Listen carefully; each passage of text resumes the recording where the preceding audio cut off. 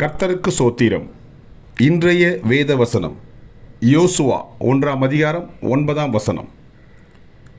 நான் உனக்கு கட்டளையிடவில்லையா?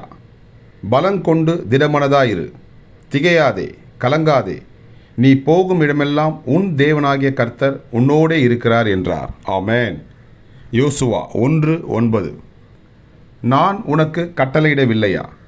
பலங்கொண்டு திடமனதாயிரு, திகையாதே, கலங்காதே, நீ போகும் இடமெல்லாம் உன் தேவனாகிய கர்த்தர் உன்னோடே இருக்கிறார் என்றார். ஆமென். யோசுவா 1ஆம் அதிகாரம் 9ஆம் வசனம்.